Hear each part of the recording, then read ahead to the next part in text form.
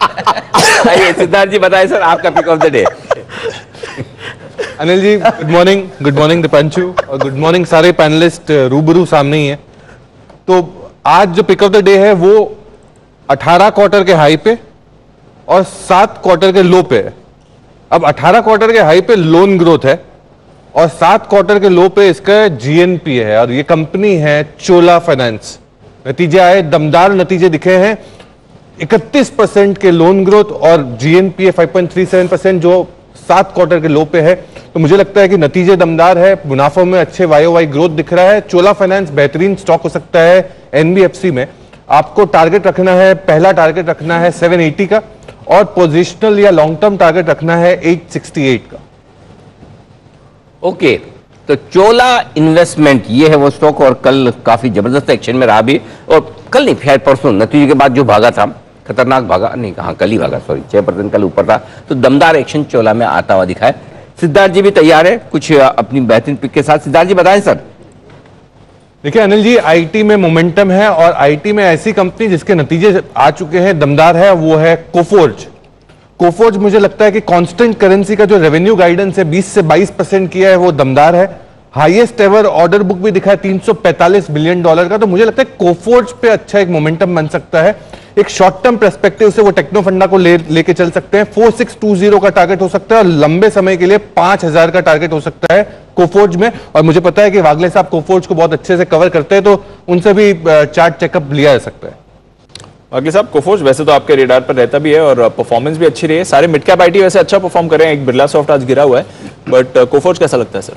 क्या बात है, आईटीसी, वाह, आईटीसी से बनती है, आईटीसी के लिए बनता है भाई, बिल्कुल। ऐसे खराब बाजार में संभालना तो बड़ी बात है एकदम, इसमें कोई 370 का हाई आज लगा है, लाइफ हाई। हिमांशु जी का भी फेवरेट स्टॉक है आज। तो कुणाल जी ने भी, कुणाल जी आपको पता था ये लाइफ हाई के आसपास है? हाँ जी, जनवरी तक का टारगेट 350 का था, वो अचीव होकर उसके ऊपर निकल चुका है। पार्टी दो। बताना चाहूंगा, हमने पहले बोला 26 जनवरी तक होगा तो हम देंगे, उसके बाद आपने करा तो किसका देना बनता है उनका। हाँ देखो सिद्धार्थ जी भी बोल रहे हैं। अनिल जी, वो डार्क हाउस पे अपना डिस्कशन हुआ था पिछले साल। जी डार्क हाउस का मतलब क्या है? तो 240 रुपए हुआ करता था, हाँ, तब से जो दौर चालू किया है वो यहाँ आया। और अनिल जी एक चीज और ऐड करूंगा मैं आईटीसी में, जैन साहब के जेम्स में जनरली तो आप बोलते हैं ना कि 200 करोड़ 500 करोड़ 1000-2000 करोड़ की कंपनियां, आईटीसी जैन साहब के जेम्स मैंने 205 पे कवर किया था। बात कर रहे हैं? यस सर, और तब से इसकी काया पलट हुई है एक्चुअली में। और वहां से चलो, और सबसे हाईएस्ट मार्केट कैप वाला जेम स्टॉक है ये मेरा। ये बात तो सही है बिल्कुल। तो आईटीसी है वो स्टॉक जो जबरदस्त एक्शन में आता हुआ दिख रहा है। तो चंडीगढ़ चलें, संजय जी हमारे साथ है, वहां पर एक और दर्शक लाइन पर। संजय जी पूछे अपना सवाल। नमस्कार सर। सर मेरे पास गोदरेज प्रॉपर्टी के 500 शेयर लिए हुए हैं 1800 के भाव से। के भाव पे 500 शेयर, ओके। हाँ, तो सर इसके बारे में पता करना है कि क्या है कि, और साथ में मेरे को न्यूरेका के बारे में पता करना, ये भी संजीव बसीन जी ने बोला था। मेरे पास 999 का लिया हुआ है, 100 शेयर है। 99 के न्यूरेका है, और 99 के फेयर में चल रहा है, 399 के फेयर में भी है। और गोदरेज प्रॉपर्टी लिया है 1800 रुपए के आसपास, ठीक है। तो गोदरेज प्रॉपर्टी पे तो एक बार जरा मैं सिद्धार्थ जी से आपको राय दिला दूं फंडामेंटल। सिद्धार्थ जी बताएं सर।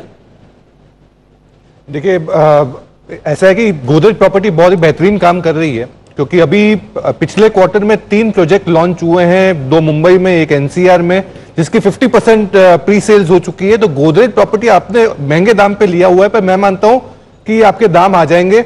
वेट करिए, एटलीस्ट 6 से 8 महीने का इंतजार करिए। बेहतरीन कंपनी, बैलेंस शीट वाली है रियल एस्टेट की। बिल्कुल ठीक बात है। तो गोदरेज प्रॉपर्टीज पर आपके लिए राय, और न्यूरेका का जहां तक सवाल है, मैंने हमारे पैनल में चेक किया तो इन लोगों की ट्रैकिंग में नहीं है। भसीन साहब आएंगे तो मैं भसीन साहब से पूछ के उनसे आपको राय दिलाऊंगा, क्योंकि आपको भी और बाकी कई सारे हमारे दर्शक हैं जिनको इन पर राय चाहिए, तो मैं उनसे राय आपको दिलवाऊंगा न्यूरेका पे। उसके लिए आप थोड़ा सा इंतजार कीजिएगा। आइए बढ़ते आगे, करते शुरुआत 10 की कमाई की।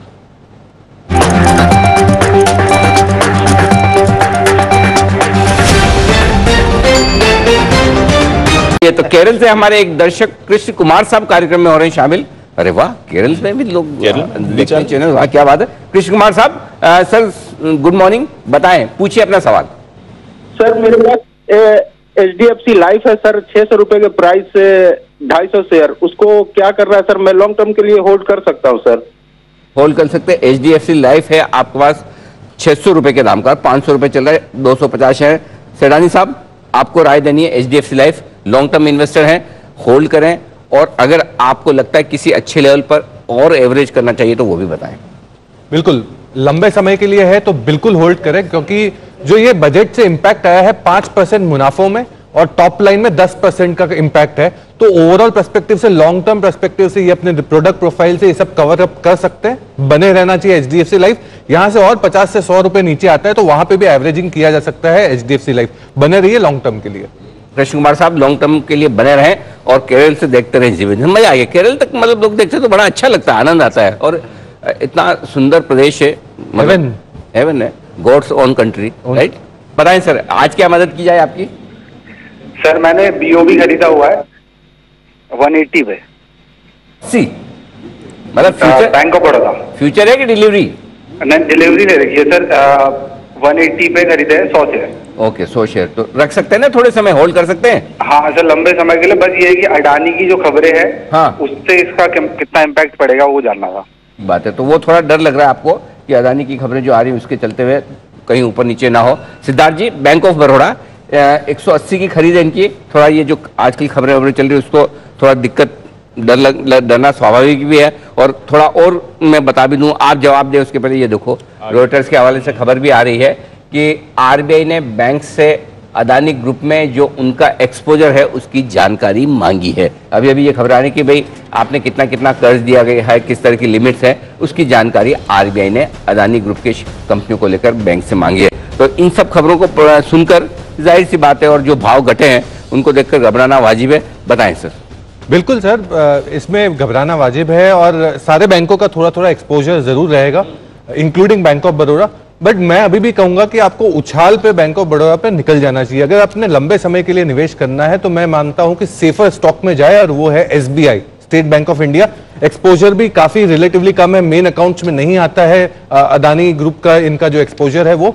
तो मैं मानता हूं कि SBI पे आप स्विच ओवर करें, थोड़े से उछाल पे बैंक ऑफ बड़ौदा से निकले और SBI पे आ जाए लंबे समय के लिए। ओके, कॉल आ रही है सिद्धार्थ जी की तरफ से, और उसके बाद नितिन जी भी हमारे साथ जुड़ने के लिए तैयार। बट सिद्धार्थ जी बताएं आपका स्टॉक सर।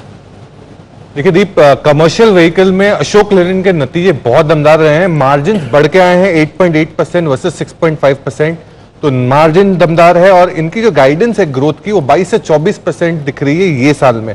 केपेक्स भी है 500 से 750 करोड़ का। तो मुझे लगता है अशोक लेलैंड 150 के काफी टाइम के बाद चला है, तो मुझे लगता है 158 का टारगेट हो सकता है शॉर्ट टर्म। अगर लंबे समय के लिए रख ले तो 185 भी हो सकता है। इलेक्ट्रिक व्हीकल में भी दमदार है, और ऑटो एक्सपो में भी कई सारे प्रोडक्ट इनके लॉन्च हुए जो दमदार हो सकते हैं। तो अशोक लेलैंड मुझे बहुत अच्छा लग रहा है यहाँ पे CV स्पेस से। ओके, अशोक लेलैंड, इस पर रखिए नजर। नतीजे भी दमदार हैं। आज हमारा स्टॉक ऑफ द डे भी था ये काउंटर।